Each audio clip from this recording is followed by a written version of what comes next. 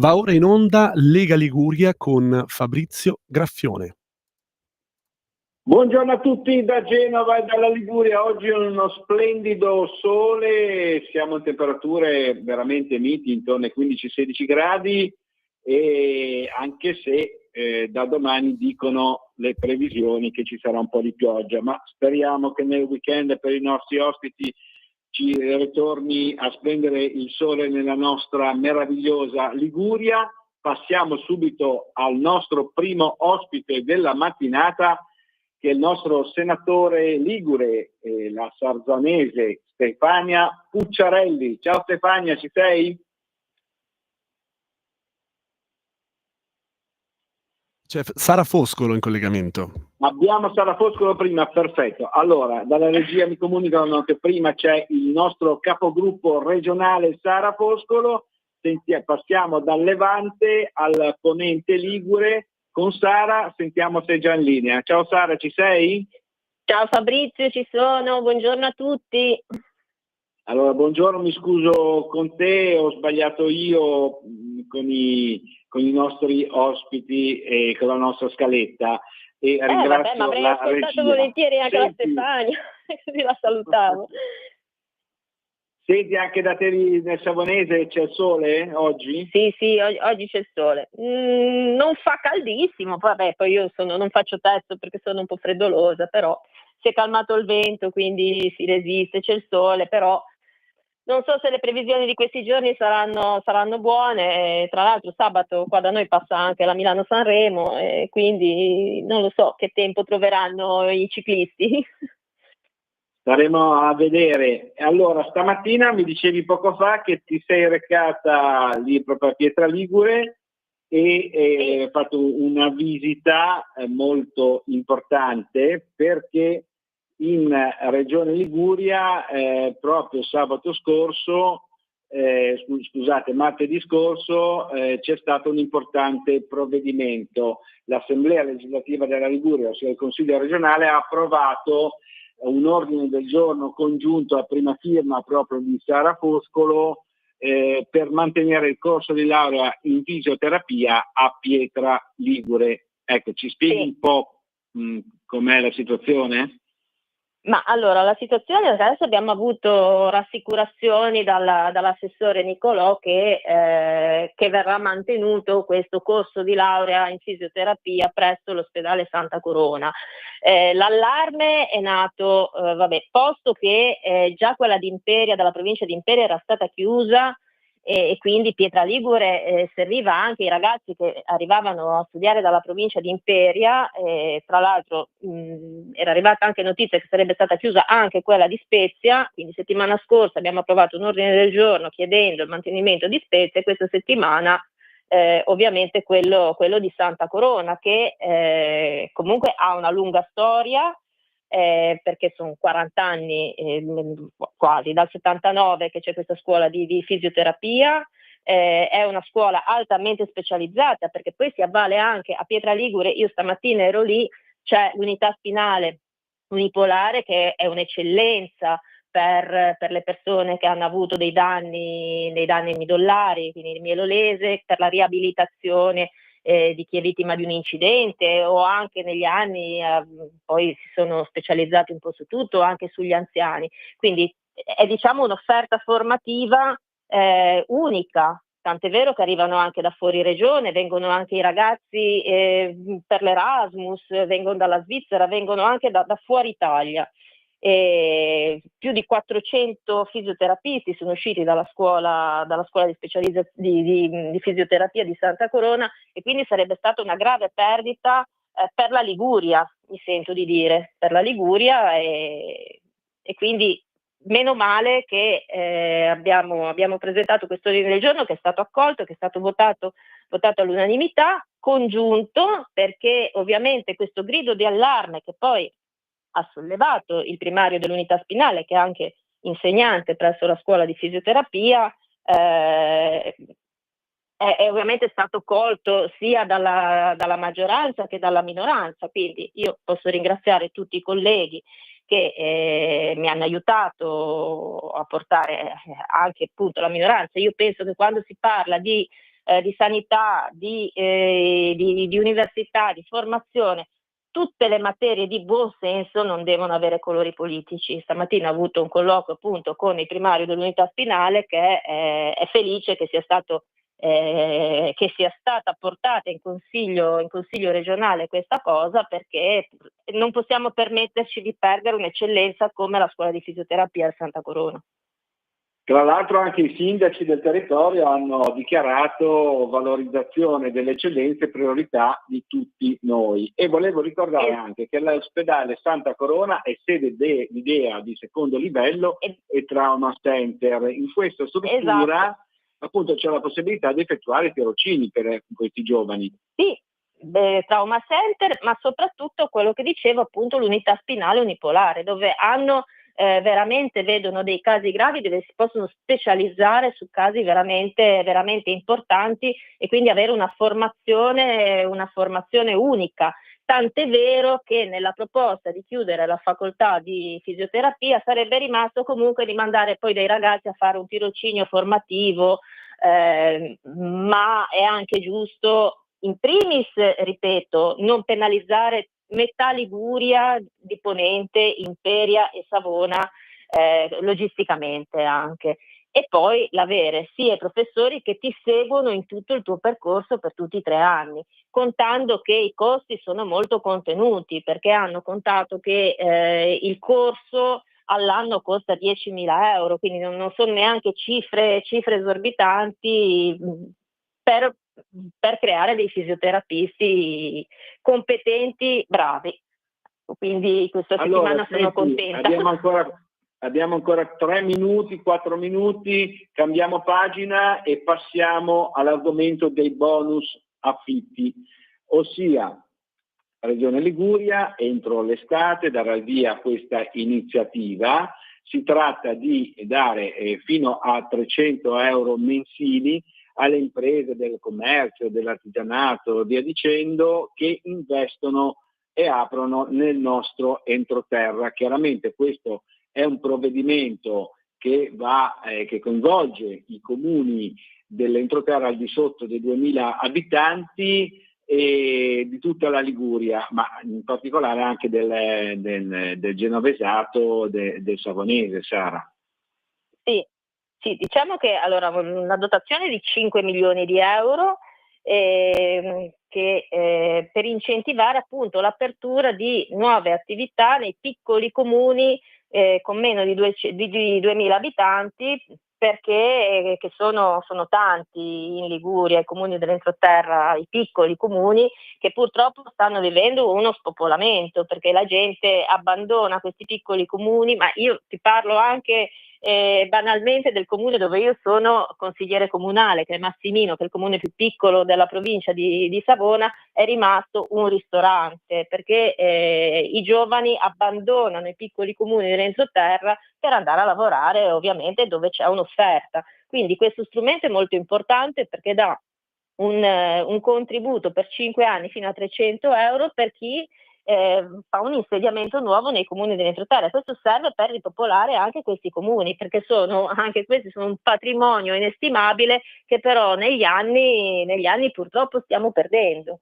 E quindi io ringrazio anche tanto il nostro consigliere delegato Alessio Piana, perché è quello che si era interessato, che si era speso per questa misura, e adesso fino a fine aprile potranno presentare le domande e sicuramente sono sicura che ci sarà una grande richiesta e sarà sicuramente apprezzato dalle persone che vogliono mantenere le loro radici nell'entroterra ligure, in questi piccoli comuni che sono bellissimi.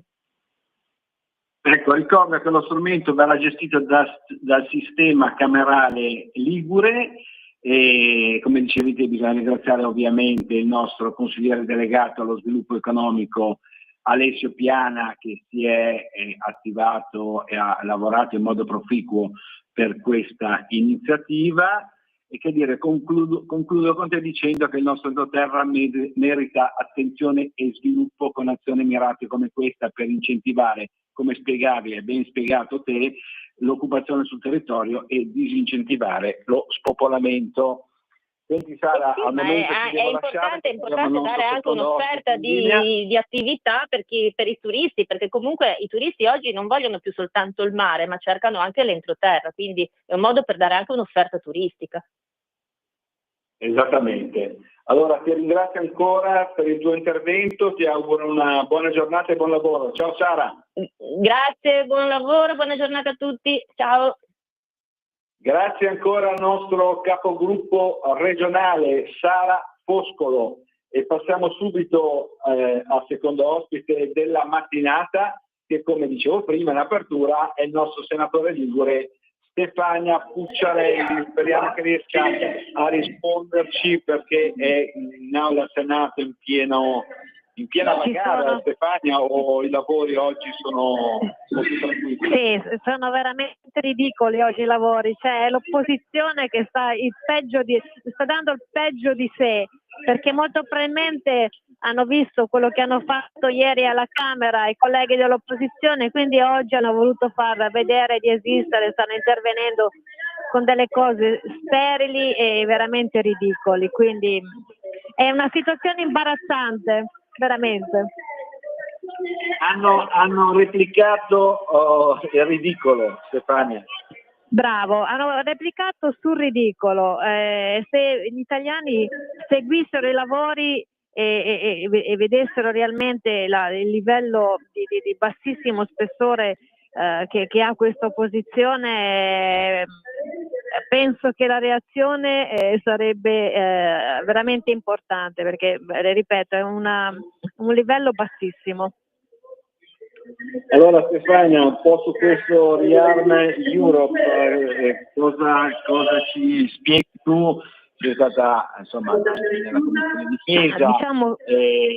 conosci anche un po' questo mondo, questo settore, perché Svezia chiaramente, come tutti sanno, è un polo della nostra difesa per quanto riguarda in particolare la Marina Militare. Ieri c'è stato un chiaro e preciso discorso da parte del nostro capogruppo alla Camera Molinari e volevo un po' sapere da te qual è il tuo punto di vista.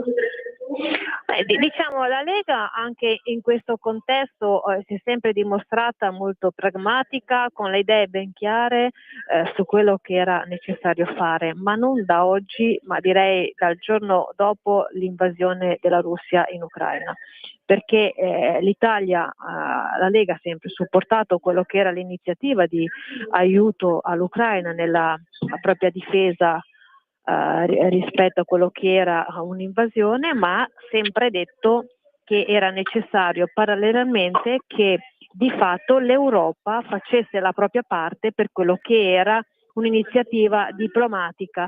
Oggi, dopo 3 anni dove l'Europa è stata completamente assente dal punto di vista diplomatico, l'Europa si sveglia e chiede di essere parte di quello che è una trattativa che è stata avviata grazie all'impegno di Trump, perché chi se ne dica è grazie a Trump che oggi forse si inizia a parlare di cessate il fuoco e a quello che è una trattativa di pace. Ecco, oggi l'Europa si sveglia, vuole essere parte di questo percorso e non solo.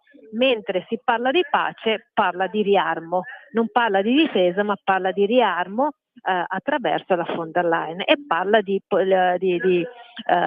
un esercito dove far confluire i militari di tutte le nazioni, non si capisce sotto il comando di chi, e quindi la situazione attuale è che una volta ancora l'Europa dimostra di essere inadeguata a quelle che sono delle situazioni che deve gestire, situazioni che quasi sempre sono situazioni di emergenza. Ecco, quello che è stato l'intervento di Molinari alla Camera, ma anche come quello di Romeo al Senato, vanno su questa falsariga dove oggi c'è bisogno di un'Europa differente. Sicuramente noi non possiamo permettere che la von der Leyen decida per tutti noi. Quello senz'altro. Senti, lì al Senato per noi chi è che ha parlato stamattina? Romeo? Ieri sì, ha parlato Romeo. E stamattina? Ha parlato Romeo, hanno parlato anche Centinaio e Claudio Borghi. Benissimo, quindi sono esatto. interventi comunque da seguire, sono anche registrati online, si possono Esatto. seguire al ritorno ai nostri radioascoltatori sui nostri canali, ovviamente. Ascolta, io volevo un attimino voltare pagina con te e parlare di una iniziativa, una lodevole iniziativa che tu hai promosso proprio al Senato. Si tratta della quinta edizione della Run for Hope. Esatto. La staffetta che unisce sport e solidarietà quest'anno a sostegno di Fondazione L'AIRC, esatto. Esatto. Quindi io ho visto che tu su Facebook hai pubblicato queste foto con tanti militari che sostengono questa iniziativa. Allora, sì, è la quinta edizione, come hai ricordato tu, diciamo nel frattempo in queste 5 edizioni sono stati in 4 edizioni, la quinta deve ancora partire, sono stati raccolti già 200.000 euro che sono stati donati alle associazioni AIRC e AIL, perché alternativamente quanto viene ricavato viene distribuito una volta all'Associazione Italiana contro le leucemie e il mieloma e un anno contro in pratica la ricerca sul cancro, quindi quest'anno è la volta della ricerca sul cancro. Di fatto le forze armate sono coinvolte in questa iniziativa già dalle prime edizioni, poi si è ampliato perché inizialmente erano alcune forze armate, ora ci sono tutte, la platea è sempre più ampia, abbiamo anche la presenza di quelli che è in pratica la squadra